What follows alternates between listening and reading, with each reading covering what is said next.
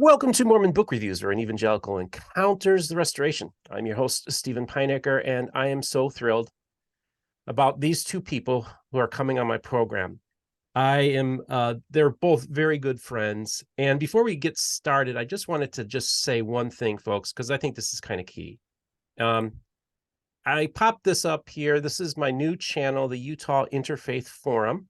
And this is another project that I'm doing to broaden the conversation. And I want to tell you this is not going to become the next MBR. I'm not trying to make this into tens of thousands of subscribers or anything like this. I just want to have conversations of people from different faith traditions as it converged in the state of Utah. And I want to encourage those of you to check out my channel, Utah Interfaith Forum, and again, I'll probably do a monthly interview, but I'd like to have Muslims on. I'd like to have Muslims be hosts on my show, Jews, Hindus, other Christians, Latter-day Saints. So I want to open this up as a forum for all the different faith traditions in Utah. So check that out. So speaking of interfaith, and just, I think more importantly, the importance of friendship. I've got to become very good friends with my two guests here. Now, many of you know, of course, Pastor Jeff McCullough of Hello Saints. Welcome to the program, my friend. It's good to be here, Stephen. Thanks, man. And of course, Allison's been on the channel a couple times. One was to tell your personal story, and then two was to also talk about your work that you do within the polygamous community, and the tremendous work. You are a really amazing person. You're a sociologist. You're originally from Tennessee, right there in the middle of the Bible Belt, and somehow you found yourself in Utah, and you're getting your hands dirty in a good sense that you're really engaging the Restoration, Latter-day Saints, and other members of the Restoration, especially those from the more fundamentalist perspective. Allison is a truly interesting human being, and she's got a fantastic, fascinating story that's going to be told on Jeff's channel, Hello Saints. And this episode is coming out a couple days before it debuts on Sunday, November 12th on Hello Saints. It's a new documentary. It's the very first documentary that Hello Saints, and it's called Finding Catherine. And we're going to talk about that. But first of all, Allison Biggers in the house. Thanks for joining us today. What up? This is great. So, Allison, I remember probably about 6-7 months ago, you had mentioned to me about this project that you were doing, and you're going to be filming with Jeff McCullough. Right. And I was like, wow, so you kept me up to date, but I really didn't know anything about this whole project. And I deliberately didn't want to know because I wanted to kind of see and hear it for the first time. So last night, Jeff sent me a rough cut of the video that will be released this Sunday. And I got to watch it last night, and I watched it again this morning. And then, of course, I introduced you guys to each other. Yes. You ended up going out to Nauvoo. You end up going out to Hawns Mill. You end up going to Adam-ondi-Ahman, which I couldn't have pronounced that maybe a year ago, but I'm so steeped in this world now. Yeah, no, it was funny to hear all the variations, all the ways that I would say it differently until we did this project and I finally got it down. Thanks, Allison. Yeah, you're welcome. Thanks a lot of pride. It reminds me, in 2009, I was visiting Kirtland, Ohio, and I was at the village there that the Latter-day Saints have restored, and there was missionaries, the missionary president's wife. I'm talking to her, and I went to her and said, by the way, is it Nephi or Nephi? Yeah. Oh, I've thrown around a couple of Maronis from time to time as well. So we're learning, folks. We're trying our best. Yeah. And so we come from these worlds that are we're in our own silos, but now we have expanded ourselves into the Restoration in a beautiful and an important way. And I think this is this documentary. We're going to talk about the documentary, and then we're going to talk about Jeff and Allison's engagement, broader engagements as well. Jeff, you just recently moved. Oh, first of all, we just say, welcome to Zion, Jeff. You are now a full-time resident of Utah. How's that going for you? I am. It's going great. We've been here for, at this point, 3 months, and we're settling in, and we're trying to catch on to the rhythm of like a transplant alone requires a reset of rhythm, but then Utah has its own rhythm, but we're loving it so far. And we actually live next door to one another. People don't really know that, honestly. Different next door in counties. She's in the yeah. Oh, that's great. And of course, yeah. So that, and I heard you got yourself a new puppy. What's your puppy's name? Yeah, we got a new puppy. That was part of the moving to Utah deal. His name is Oliver, and he's a mini golden doodle, and he's bringing a lot of life and excitement into our new home. That's great. And the kids are doing well. They're getting adjusted. They're making friends. Yep, they are. Yeah, so far so good. That's great. And Allison, of course, you can help him navigate the terrain because how long have you been in Utah now? The beginning of 2019, Okay. but we had visited since 2014, like 2 to 3 times a year. So yeah. Okay. Well, I want to reference people to go and watch my very first interview with Allison, where she tells a lot about her personal journey and story. But that story ends up in going on a documentary with Jeff.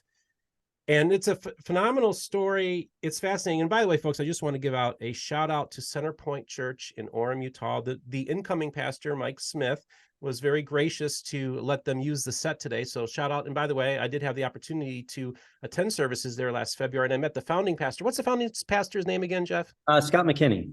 Scott McKinney, good guy. And Mike, I got to meet him as well. And as soon as he saw me with my hat, he says, I recognize that logo. So I know that a lot of evangelicals are watching the channel in Utah as well. So let's just cut to the chase and talk about this. First of all, Allison, you were doing some genealogical research. Maybe just tell the story about what happened and then what caused this whole documentary thing to happen. Yeah. So first of all, it's crazy that I am sitting here right now. Like only God, like it's incredible.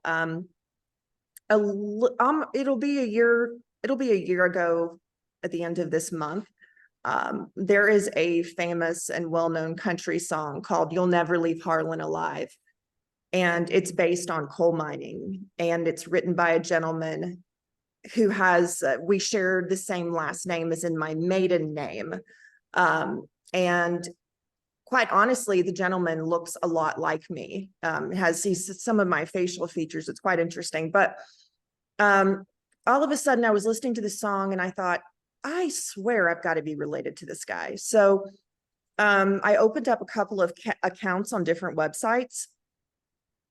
And one of the options on a family search was, I didn't even get to the songwriter. I'm like, forget this, because one of the options was, do you have any relatives that, I believe it said, answered the prophet's call. That's what I think the phrasing was, and was in Nauvoo. And I thought, there's no way, because I'm not like a direct, like I have no, great grandmothers or grandfathers that were ever LDS. So I spent all this time just assuming that I had zero connection to any one of the restoration. And so when I clicked on, do you have any relatives? All of a sudden, Catherine McBride popped up as my first cousin. And I started to shake and I ran downstairs and I showed my husband and I said, first, it's just the feeling. And she shares, Catherine is my middle name. And that's also a little bit of it gets me. And I saw that her husband, Thomas, died at Hawns Mill. And I'm thinking, wait a second, surely, what? Hawns Mill? Yeah, he's Thomas McBride. Like, if anyone knows anything about Hawns Mill, Thomas McBride is the one that you would know because of how he was murdered. It was horrible. And we're just to clarify, we're talking about maybe just talk a little bit the Hawns Mill Massacre. So for those, yes, the Hawns Mill Massacre. Yeah, the Saints might know the history, but probably some of our other people may not. So maybe talk a little bit about Hawns Mill and then how you get all tied into this. Right. So I don't want to talk all over you. No, you're doing great. Yes. So yeah, so I just went down a rabbit hole and shout out to Rick Bennett, by the way, who he was, I believe, the second or third person that I reached out to wanting to learn more about the rabbit hole of Catherine McBride. And because it is a rabbit hole, a beautiful one. And it just all made so much sense of why I care. And I never understood why. And yeah, it was the most beautiful gift aside from my salvation and my husband, that I could have ever gotten from Jesus. And I just want to remind you all too, check out the book Hawns Mill's Hamlet, just came out, a phase 3 archaeological investigation. Paul DeBarth and Michael Riggs are both friends of mine. And this is a really important book, and it's beautifully illustrated, full color photos in here. And so I'll have a link in the description for it. This is put out by the John Whitmer Historical Association, their publisher. And Paul was nice enough to get these rushed into our hands to give us some historical context on Hawns Mill. And this is a real pivotal moment in Latter-day Saint history. And for you to find out that you have descendants that were victimized by this whole thing, tell a little bit about Catherine's story. And again, this is covered beautifully in the documentary. It's beautifully shot, by the way. But just talk a little bit more about Catherine's story, and then I want to bring Jeff into the conversation. Oh, good. Okay. Because I don't want to talk all over you the whole time. No. Yeah, so they moved, they were converts. Half of their children were grown and out of the house, and then they had younger children, and they were converts in Ohio, and they made their way down. The goal was to get to the far west, right? And one of the stops that they lived for a little while was Hawns Mill. And yeah, just a really incredible act of violence occurred where, I don't know how graphic you want me to get, but it was really bad. So a lot of lives destroyed there and murdered. So. And Jeff, I wanted to get you into this now. Now, Allison reaches out to you and tells you this story. What made you decide that you thought this is worthy of a documentary? Allison and I had a lot of conversations in the 6 to 8 months prior to this even coming up. And there was just an alignment, if you will, when it comes to wanting to pursue sort of an alternate path of engaging in a human, compassionate, empathetic, listening way with this people group that is, for the most part, subjugated, not only in, I think, American culture, but obviously in Christian culture. So when she brought up this discovery to me, she had initially talked about trying to figure out how can I record, document, not even necessarily like make this huge documentary out of it, but like, how do I preserve the magnitude and the importance of this? And, and as we were talking about it over the course of a few weeks, we kicked around a few ideas, and it just started to make sense where a video telling of this story and kind of going on this journey of exploration, again, to use that word alignment, just so much was what she was desiring to do when it comes to just sort of capturing the story and putting it in a bottle so that she can have it. And also it just being a compelling human story that fits so perfectly on Hello Saints. So it was pretty clear once a light bulb went on for both of us that this is a story worth telling. In fact, that was the working title for a while. And also just the way in which I knew the story could be told compelled me to say, well, I'm going to do something I've not done before on Hello Saints. I'm not going to go Lone Ranger. I'm not going to go solo on this. I'm going to bring my production team, because as many people know, in addition to pastoring, I co-run a video production company. And I said, let's do this right. Let's make this as compelling and cinematic as possible. Okay. So they helped us with the production. It's the only Hello Saints video that's going to have the sort of cinematic quality to it, which is why we're referring to it as a documentary.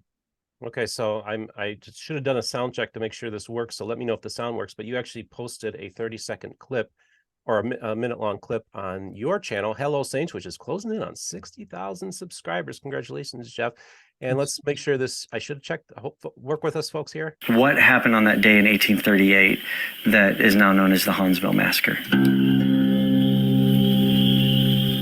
It was a really peaceful day, hazy, autumn.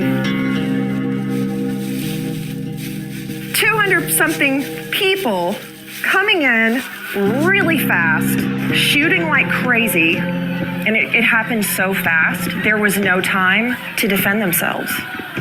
So after the mob attacked, about 40 to 50 women and children gathered and ran about 3 miles into the woods where they were huddled together on the ground, and they hid there until about 2 o'clock the next morning. They did not have time to bury the dead. They were too worried about who was coming to get them. The fastest way to dispose of all those bodies was to dump them in the well. I mean, can you imagine? What? So that gives you a little sneak peek of the production values of this, folks, are stellar, and it's beautifully shot. And Jeff, I wanted to talk to you as a filmmaker. First of all, I just want to commend you for the beautiful work that you and your team did. And just talk about let me know, when did you guys film this? It was earlier this year. Talk about maybe just how you chose the sites, and also what's so interesting is that you do your outdoor stuff, but also you also do a lot of your interviewing is also happening in a car too. So maybe just talk about how this all came together, and because again, you did this in lightning fast speed for documentaries to do what you did. Maybe just describe all of that. Yes, what you're saying is true. Usually a documentary like this, honestly, I probably could have taken another 6 months on it to perfect it. But in the words of the scholar and genius Peter Jackson of Lord of the Rings, he says, when it comes to telling a story, you never get it perfect. You just run out of time. And we just felt it was important to get the story out. But regardless, yeah, our team did an amazing job. We shot it in March of 2023, so earlier this year at the time of the recording of this conversation. And it was over the course of essentially 3 days. We spent 1 day in Adam-ondi-Ahman and Hawns Mill, and then 2 days in Nauvoo. It was more of a day and a half.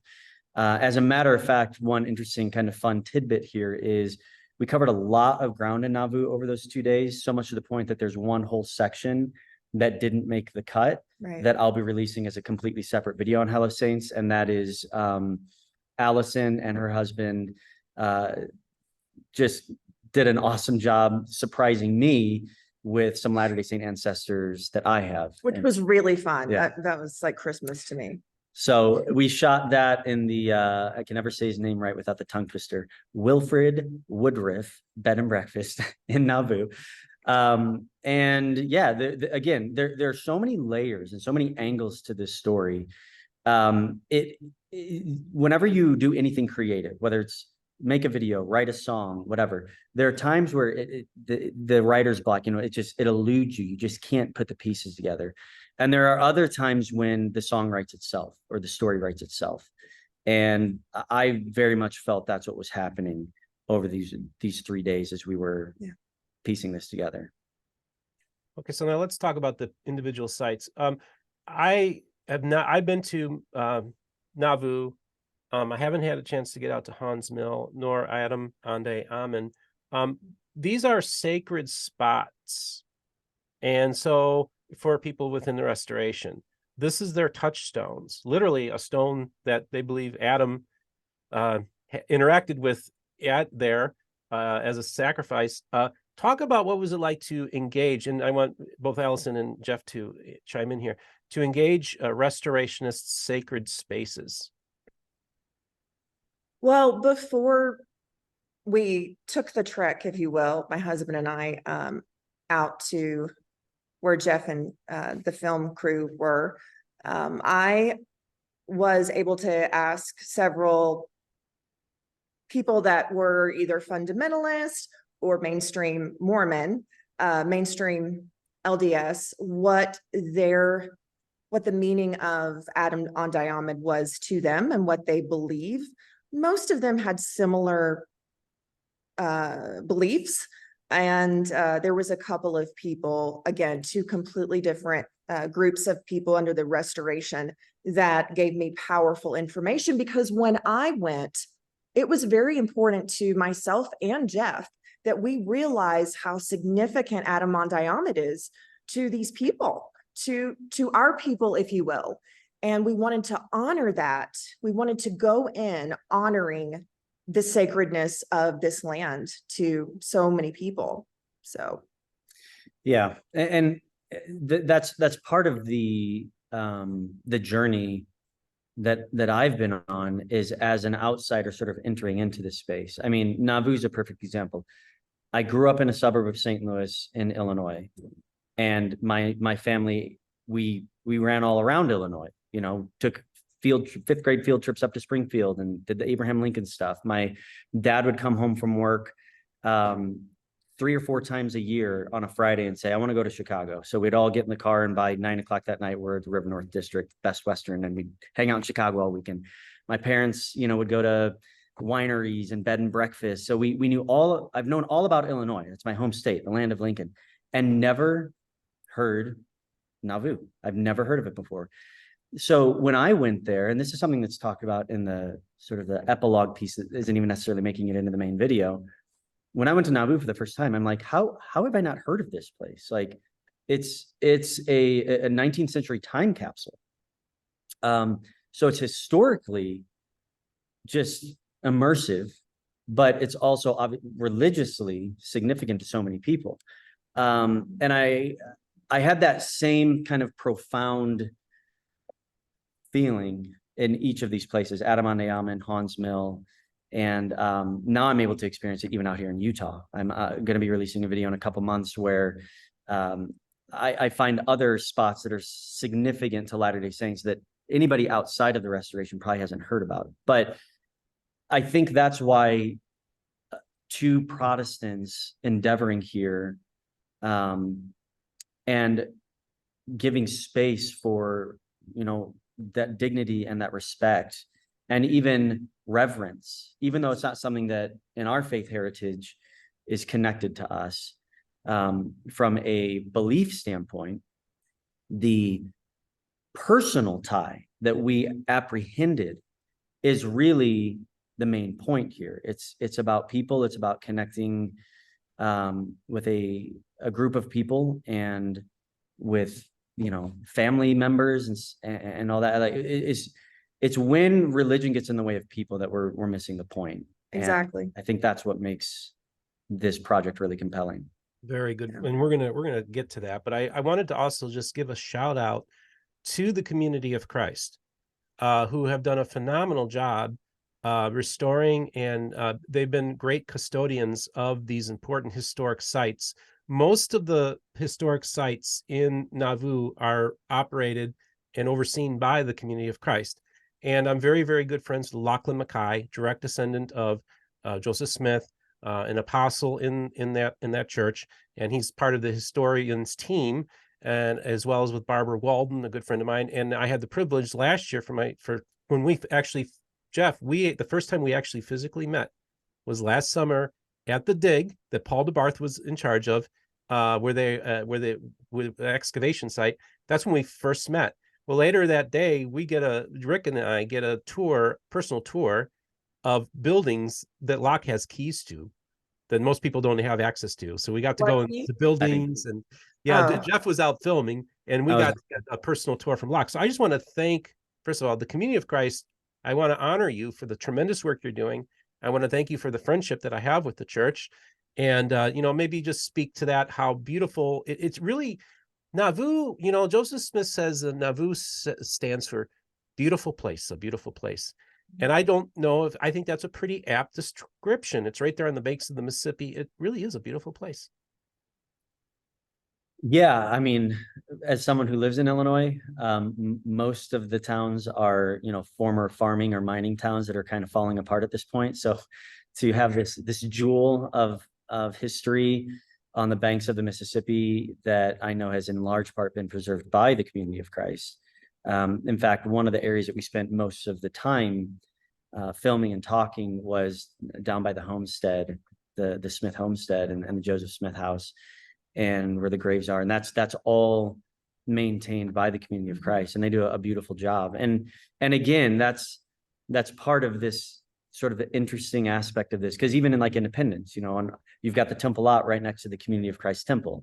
You know, in Nauvoo, you've got a large portion of historic Nauvoo maintained by the Church of Jesus Christ of Latter-day Saints, and also the community of Christ. Hawns Mill was, I think, overseen by the community of Christ up until recently, when the Church of Jesus Christ sort of took over there. So I think that, again, just recognizing that these spaces are so meaningful to so many people is part of the power and the draw into the story that we told. So Allison, one of the first things I remember, one of the first conversations we ever had, it was the first conversation we ever had, said, Steve, when I die, I want my ashes spread in Nauvoo. And you actually talk about that in the documentary. You just talk about how much Nauvoo means to you. Oh, goodness. It's kind of hard to summarize really fast, but the first time I went, I just knew in my soul that there was a reason why I kept being drawn back there, but I could never figure out why. Until a woman who is now a dear friend of mine, essentially came out to me in front of the temple, and she lived in Nauvoo. She essentially came out to me as someone that had left the church. She didn't speak ill of the church. She was just letting someone know, oh, this is what you do. Well, let me, and she came out, for lack of a better word. And it was God's way of saying, you keep doing what you're doing, Allison. Listen with compassion and continue to love and explore this faith. And since then, I was just bitten by the bug of Nauvoo. And there's a certain area where I do still, in fact, my husband asked me earlier this year, do you still want your ashes spread in a certain area? And I do. And so for this to be a full circle moment, because Catherine is buried in Nauvoo, and it was just like a massive God mic drop. So everything made sense. Yeah, it's really a compelling, amazing story, folks. So make sure you check this whole documentary out. And, I think also, let's just talk about you make a reference in the documentary that there's an earthly story, but then there's also the cosmic story, Jeff. And that, I think this is the key thing, is that I do believe, like you, even before we were off camera, you had talked about spiritual warfare at some points going on while you were filming. That there's a spiritual element in this whole thing. I do believe that God's hand is on what I'm doing. I believe God's hand is on all of our endeavors. I do believe that God has put us in this particular space and time to play a role. Don't know where it's going, but I do know that God's in the matter in this cosmic story. So maybe speak to that, Jeff. Yeah, I mean, we are endeavoring into no man's land, right? In the literal sense, almost. We're between the trenches, where for such a long time there was, this faith group in this trench and this faith group in this trench, and they're just lobbing warfare at one another. So for us to venture out into that area, it can be. It's complicated. It's perilous. You have to sort through a lot of the ruins and the pain and the scars of what historic tension has produced. And at the end of the day, that's how we're wired as humans. And from a Protestant standpoint, the way we would term that is to say, because we're fallen, and we are broken, and we don't have to try to break things further. It comes very naturally to us, which is why there's so much hope in the revelation of an almighty God who is loving and provides healing and shows us what compassion and empathy looks like, and then gives us hope. So there's so many dynamics that exist there.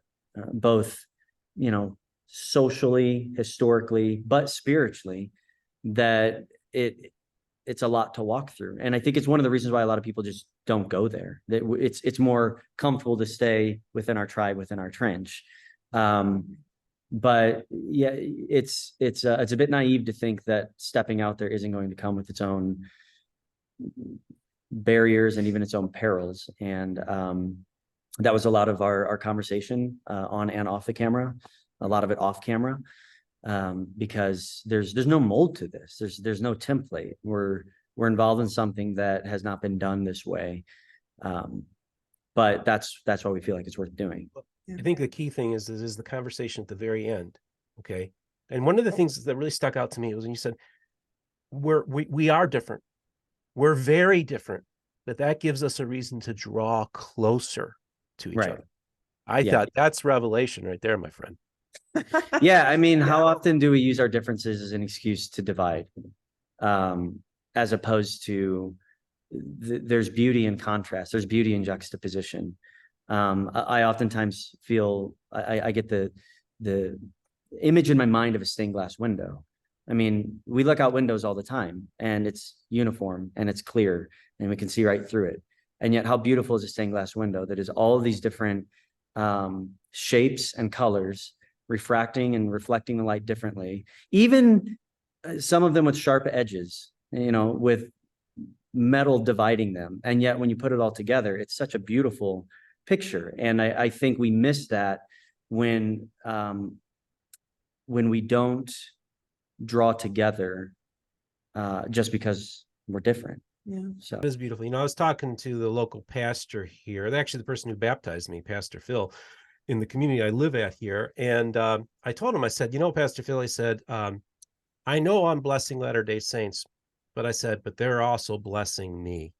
Mm. And I'm going to receive the blessings of the restoration in any way, shape, or form that it comes to me. And I do believe that and it's also a two-way conversation, a genuine two-way conversation that we're having. And I remember, you know, Jeff, of course, there's some people of accusing you of being a wolf in sheep's clothing and all this kind of stuff. And I remember the very first time I ever talked with you was man, I can't believe how long it's been.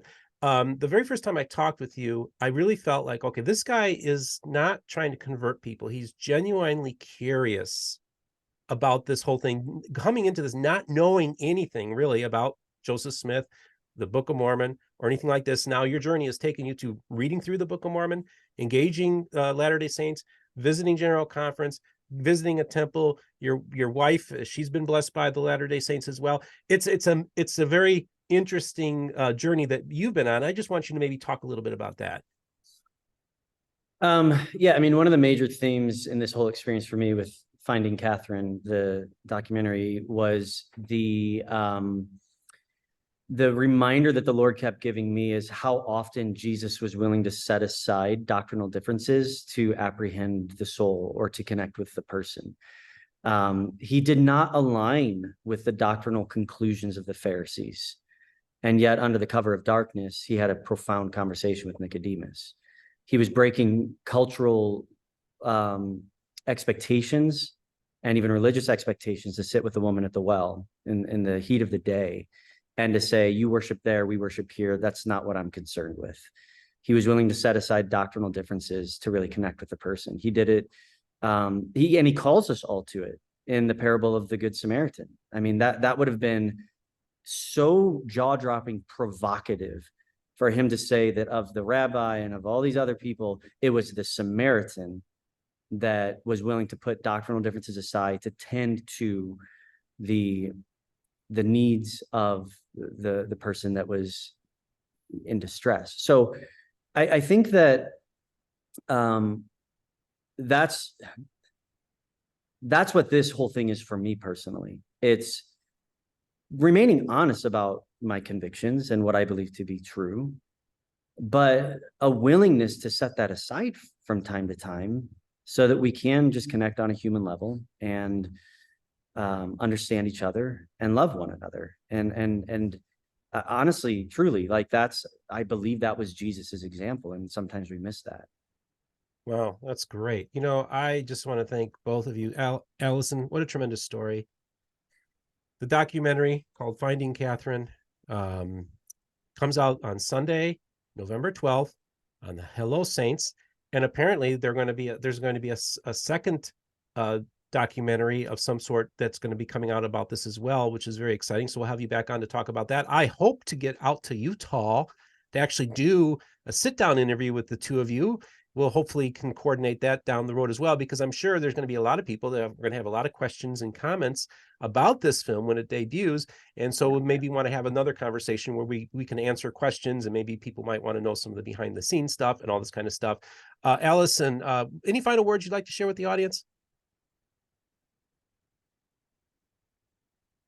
I don't think so. I'm just incredibly, it's just been a really incredible year, feeling love from so many people. And I've just been praising God the entire time to have this opportunity in this full circle with Catherine, and to have Jeff and his team put their heart and soul into this. It was just divine. So yeah, thank you. Well, thank you, Allison. And I want to thank you, Jeff, for having the vision to do this, just your whole ministry in general. And then for to have this story to be able to be told on your platform. I think you're doing a really, really important work, and I want to honor you for the work that you're doing. And I just want to let you if you want to close this conversation, with a few final words, let's do it. Yeah, I mean, I say this often, that we live our lives to tell a story. All of us are doing that. And whenever we look back, some of our greatest disappointments are because the story wasn't told the way we thought it should be told. Or some of our greatest joys are where things fell in the line the way we want the story to be told. And I feel like that's something that we're always trying to apprehend. And I think that the documentary just sort of highlights that reality, and that the hope with it was to tell sort of three stories. You know, there's three layers of stories that I was really hoping to put on display. One, the story of Catherine, of course, as we apprehended her. Two, the story of Allison and how those paths converge. And three, the story of just Latter-day Saints across the board, and their history and what they had to go through as they maneuvered through the heartland, and what eventually led so many of them out to Utah.